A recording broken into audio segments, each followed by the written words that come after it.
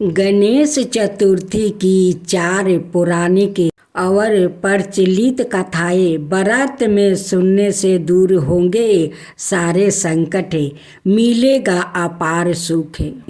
गणेश चतुर्थी व्रत करने से घर परिवार में आ रही विपदा दूर होती है। कई दिनों से रुके मंगलिक कार्य संपन्न होते हैं और भगवान श्री गणेश असीम सुखों की प्राप्ति कराते हैं। माह की किसी भी चतुर्थी के दिन भगवान श्री गणेश की पूजा के दौरान गणेश चतुर्थी व्रत की कथा पढ़ना अथवा सुनना जरूरी होता है। इससे संबंधित 4 कथाएं प्रचलित है। पौराणिक और प्रचलित श्री गणेश कथा के अनुसार एक बार देवता कई विपतों में घिरे थे, तब वो मदद मांगने भगवान शिव के पास गया। उस समय शिव के साथ कार्तिकेय और गणेश जी भी बैठे थे। देवताओं की बात सुनकर शिव जी ने कार्तिकेय और गणेश जी से पूछा कि तुम में से कौन देवता के कष्टों का निवारण कर सकता है। तब कार्तिकेय और गणेश जी दोनों ने ही सवाए को इस कार्य के लिए सक्षम बताया। इस पर भगवान शिव ने दोनों की परीक्षा लेते हुए कहा कि तुम दोनों में से जो सबसे पहले पृथ्वी की परिक्रमा करके आएगा वही देवताओं की मदद करने जाएगा। भगवान शिव के मुख से यह वचन सुनते ही कार्तिकेय अपने वाहन मोर पर बैठकर पृथ्वी की परिक्रमा के लिए निकल गया, परंतु गणेश जी सोच में पड़ गया कि वो चूहे के ऊपर चढ़कर सारी पृथ्वी की परिक्रमा करेंगे तो इस कार्य में उन्हें बहुत समय लग जाएगा। तभी उन्हें एक उपाय सूझा। गणेश अपने स्थान से उठे और अपने माता पिता की 7 बार परिक्रमा करके वापस बैठ गया। परिक्रमा करके लौटने पर कार्तिकेय सवाए को विजेता बताने लगा।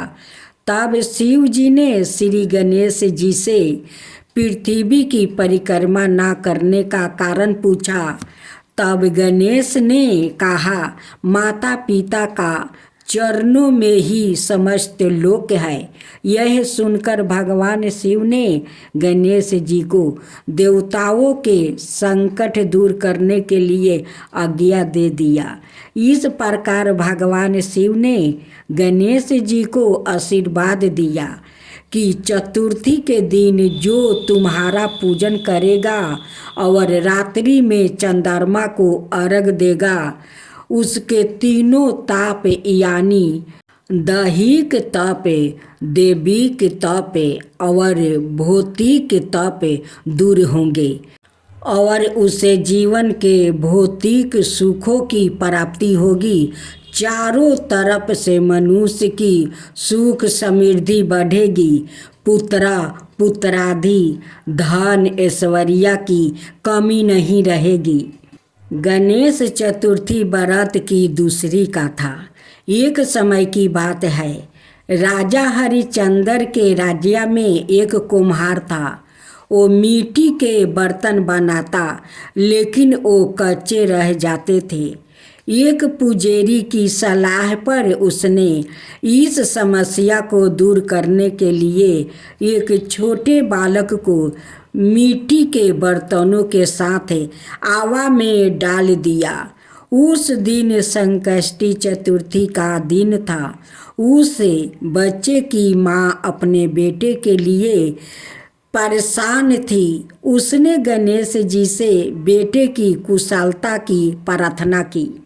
दूसरे दिन जब कुम्हार ने सुबह उठकर देखा तो आवा में उसके बर्तन तो पक गया है, लेकिन बच्चे का बाल पाका भी नहीं हुआ था। वो डर गया और राजा के दरबार में जाकर सारी घटना बताई। इसके बाद राजा ने उस बच्चे और उसकी माँ को बुलवाया तो माँ ने सभी तरह के विघ्न को दूर करने वाली संकष्टी चतुर्थी का वर्णन किया। इस घटना के बाद से महिलाएं संतान और परिवार के सौभाग्य के लिए संकट चौथ का व्रत करने लगी। अब तीसरा कथा। एक समय की बात है कि विष्णु भगवान का विवाह लक्ष्मी जी के साथ निश्चित हो गया था। विवाह की तैयारी होने लगी। सभी देवताओं को निमंत्रित भेजा गया, परंतु गणेश जी को निमंत्रित नहीं दिया गया। कारण जो भी रहा हो, अब भगवान विष्णु की बारात जाने का समय आ गया। सभी देवता अपनी पत्नियों के साथ विवाह समारोह में आए। उन सबने देखा कि गणेश जी कहीं दिखाई नहीं दे रहे हैं। तब वो आपस में चर्चा करने लगा कि क्या गणेश जी को नहीं न्योता भेजा गया या सवाए गणेश जी ही नहीं आए। सभी को इस बात पर आश्चर्य होने लगा। तभी सबने विचार किया कि विष्णु भगवान से ही इसका कारण पूछा जाए। विष्णु भगवान से पूछने पर उन्होंने कहा कि हमने गणेश जी के पिता भोलेनाथ महादेव को न्योता भेजा है। यदि गणेश जी अपने पिता के साथ आना चाहते तो आ जाते। अलग से न्योता देने की कोई आवश्यकता भी नहीं थी। दूसरी बात यह है कि उनको सावा मन मूंग, सावा मन चावल, सावा मन घी और सावा मन लड्डू का भोजन दिन भर में चाहिए। यदि गणेश जी नहीं आएंगे तो कोई बात नहीं, दूसरे के घर जाकर इतना सारा खाना पीना अच्छा भी नहीं लगता। इतनी बात कर ही रहे थे कि किसी एक ने सुझाव दिया, यदि गणेश जी आ भी जाए तो उनको द्वारपाल बनाकर बैठा देंगे कि आप घर की याद रखना। आप तो चूहे पर बैठकर धीरे धीरे चलेंगे तो बारात से बहुत पीछे रह जाएंगे। यह सुझाव भी सबको पसंद आ गया तो विष्णु भगवान ने भी अपनी सहमति दे दिया। होना क्या था कि इतने में गणेश जी वहाँ आ पहुँचे और उन्हें समझा बुझा कर घर की रखवाली करने के लिए बैठा दिया गया। बारात चल दिया। तब नारद जी ने देखा कि गणेश जी तो दरवाजे पर बैठे हुए हैं, तो वो गणेश जी के पास गया और रुकने का कारण पूछा। गणेश जी कहने लगे कि विष्णु भगवान ने मेरा बहुत अपमान किया है। नारद जी ने कहा कि आप अपनी मूषक सेना को आगे भेज दीजिए तो वो रास्ता खोद देगी, जिससे उनका वाहन धरती में धंस जाएंगे। तब आपको सम्मान पूर्वक बुलाना पड़ेगा। अब तो गणेश जी ने अपनी मूषक सेना जल्दी से आगे भेज दिया और सेना ने जमीन पोली कर दिया। जब बारात वहाँ से निकली तो रथ के पहिए धरती में धंस गया। लाख कोशिश करे परंतु पहिया नहीं निकले। सभी ने अपने अपने उपाय किया परंतु पहिए तो नहीं निकले, बल्कि जगह जगह से टूट गया। किसी की समझ में नहीं आ रहा था कि अब क्या किया जाए। तब तो नारद जी ने कहा, आप लोग ने गणेश जी का अपमान करके अच्छा नहीं किया। यदि उन्हें मना कर लाया जाए तो आपका कार्य सिद्ध हो सकता है और यह संकट टल सकता है। शंकर भगवान ने अपने दूत नंदी को भेजा और वो गणेश जी को लेकर आए। गणेश जी का आदर सम्मान के साथ पूजन किया। तब कहीं रथ के पहिया निकले। अब रथ के पहिए निकल गया परंतु वो टूट फूट गया था। अब उसे सुधारने कौन आएगा। पास के खेत में एक किसान काम कर रहा था। उसे बुलाया गया। किसान अपना कार्य करने के पहले श्री गणेश नाम कहकर गणेश जी की वंदना मन ही मन करने लगा। देखते ही देखते किसान ने सभी पहिया को वो ठीक कर दिया। तब किसान कहने लगा कि हे देवताओं, आपने सर्वप्रथम गणेश जी को नहीं मनाया होगा और ना ही उनकी पूजा की होगी, इसलिए तो आपके साथ यह संकट आया है। हम तो मूर्ख अज्ञानी है, फिर भी पहले गणेश जी को पूजते हैं, उनका ध्यान करते हैं। आप लोग तो देवता गण है, फिर भी आप गणेश जी को कैसे भूल गया। अब आप लोग भगवान श्री गणेश जी की जय बोलकर जाए तो आपके सब काम बन जाएगा और कोई संकट भी नहीं आएगा। ऐसा कहते हुए बारात वहाँ से चल दिया और विष्णु भगवान का लक्ष्मी जी के साथ विवाह संपन्न करा के सभी कुशलता घर लौट आया। चौथी कथा।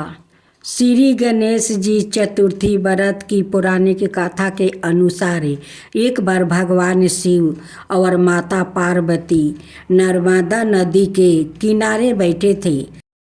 वहाँ माता पार्वती ने भगवान शिव से समय व्यतीत करने के लिए चौपार खेलने को कहा।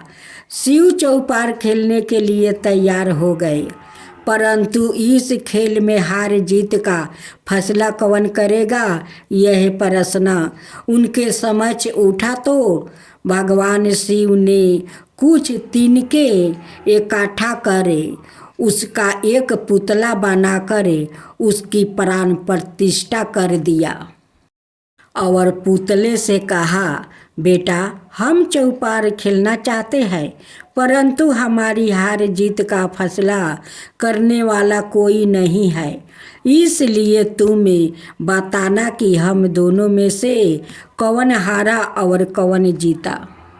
उसके बाद भगवान शिव और माता पार्वती का चौपार खेल शुरू हो गया। यह खेल 3 बार खेला गया और संयोग से तीनों बार माता पार्वती ही जीत गई। खेल समाप्त होने के बाद बालक से हार जीत का फैसला करने के लिए कहा गया तो उस बालक ने महादेव को विजय बताया। यह सुनकर माता पार्वती क्रोधित हो गई और क्रोध में उन्होंने बालक को लंगड़ा होने की कीचड़ में पड़े रहने का श्राप दे दिया। बालक ने माता पार्वती से माफ़ी मांगी और कहा कि यह मुझसे अज्ञानता बस ऐसा हुआ है, मैंने किसी दोष भाव में ऐसा नहीं किया। बालक द्वारा क्षमा मांगने पर माता ने कहा, यहाँ गणेश पूजन के लिए नाग कन्या आएगी, उनके कहे अनुसार तुम गणेश व्रत करो, ऐसा करने से तुम मुझे प्राप्ति करोगे। यह कहकर माता पार्वती शिव के साथ कैलाश पर्वत चली गई। 1 बरस के बाद उस स्थान पर नाग कन्या आई। तब नाग कन्याओं से श्री गणेश के व्रत की विधि मालूम करने पर उस बालक ने 21 दिन लगातार गणेश जी का व्रत किया।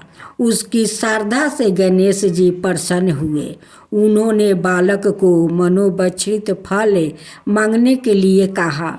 उस पर उस बालक ने कहा, हे विनायक, मुझ में इतनी शक्ति दीजिए कि मैं अपने पैरों से चल कर अपने माता पिता के साथ कैलाश पर्वत पर पहुंच सकूं और वो यह देखकर प्रसन्न हो जाए।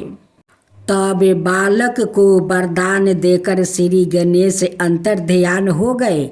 इसके बाद वो बालक कैलाश पर्वत पर पहुंच गया और कैलाश पर्वत पर पहुंचने की अपनी गाथा उसने भगवान शिव को सुनाई।